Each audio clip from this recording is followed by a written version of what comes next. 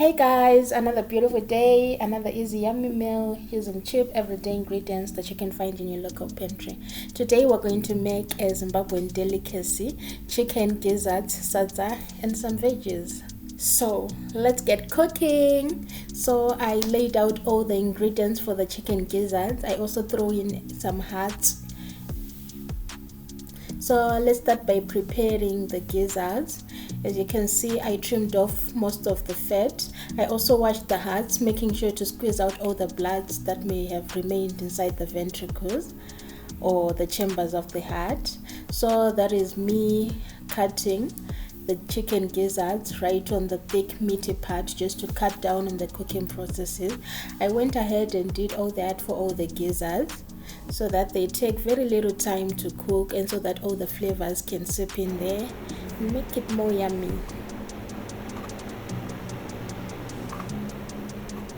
Just remember, you guys, these chicken gizzards are very rich in vitamins, especially vitamin B12 that is used to synthesize your red blood cells. They are also rich in iron as well as other micronutrients. So let's season our meat.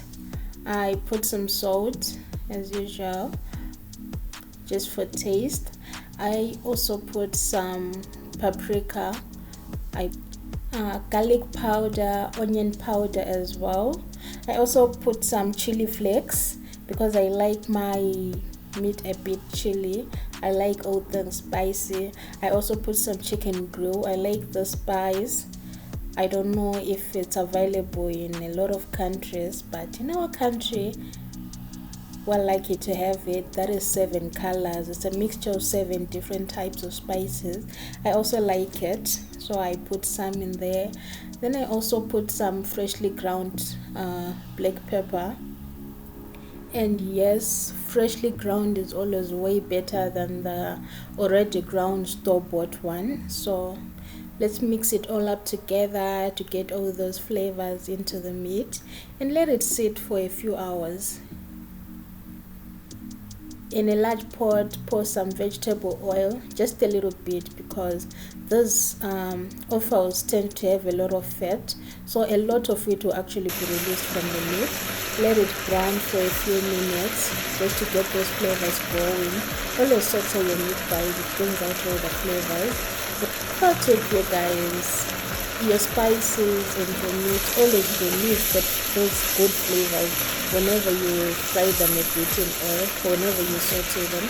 So yeah, whenever you're cooking a bit of meat, even if you're going to boil it afterwards or slow cook it or whatever, just saute it a bit first. Then that is me adding some water to let it boil for a bit. I didn't have some chicken stock. So let's prepare the veggies that I used. I cut up some onions just for the flavor. I also cut out a bit of peppers that I had. I had yellow and green.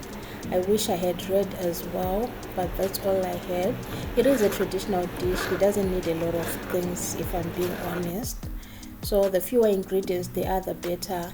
I also added some tomatoes. I like to chop mine and leave them a bit chunky, but still a good size.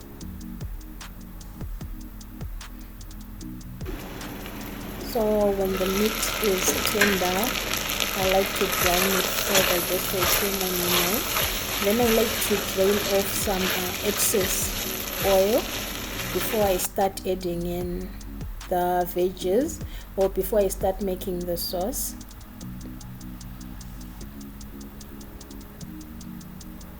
So let's start by adding the peppers as well as the onions, and we continue to cook until the onions are translucent and the peppers are starting to become a bit soft, but not too soft. And then again, same goes with the onions. Whenever you saute them in oil before you add the liquid, they tend to release a very beautiful flavor. As for the peppers, it's a personal preference.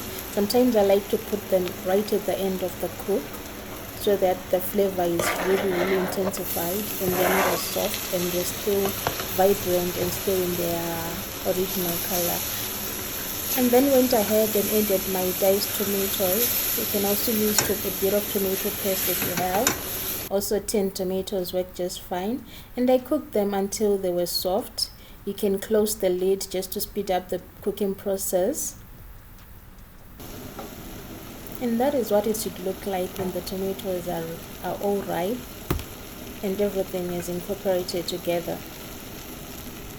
So I started to add these soup thickeners that we have in my country. They are a mixture of cornstarch as well as probably freeze-dried stock amongst other spices. I like to add this before I add a liquid and then cook them a bit, fry them around a bit, because their main ingredient is cornstarch. So frying your flour or your cornstarch before you add your liquid actually helps reduce that doughy flavor that comes with pouring liquid directly into flour or cornstarch.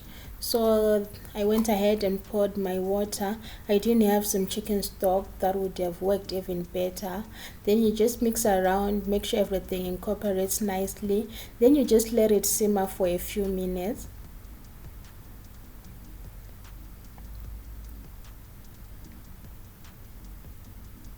So just adjust your fluid according to how thick you like your sauces. So you can add a bit more liquid just to make it loosen up a bit. Then we can go ahead and adjust our flavors.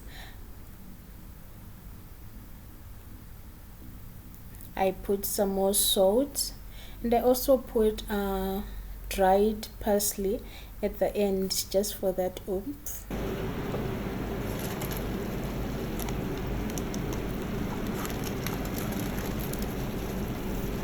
And yeah, your chicken gizzards and your chicken hearts are all done and ready to be served.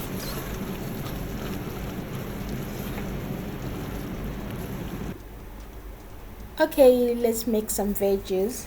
In Zimbabwe, we call it kovo, otherwise known as kale. So you start by washing your vegetables, you remove all the impurities from outside, there could be some lice on there, and you thinly cut them into very small pieces. And apparently the smaller the vegetable pieces are, the more wife material you are. So yes, there's really a thing about how small your veggies are. So that is me really trying my best. I also diced a few tomatoes to put into my vegetables. That's optional. Some even go ahead and put some onions as well. I just like the tomatoes. Then I went ahead and poured a little bit of vegetable oil into a pot. Then I added my veggies and began to fry them. They also do release a bit of water, so there is no need to add some water. My king would also like to argue about whether to pour some liquid into the veggies, whether to boil them a bit. So some like to add some stock, and by the end of the cook time they're a bit brown. Others like to see that green color, and we'll actually here with you if we don't see the green color in the veggies. I also added some bit of salt. And then in went my tomatoes, and I continued to cook until my vegetables were nice and soft. Also, you can grate those tomatoes so that they are not big and chunky in the vegetables. I like to look at them and see them and know that they're in there and taste a bit of them.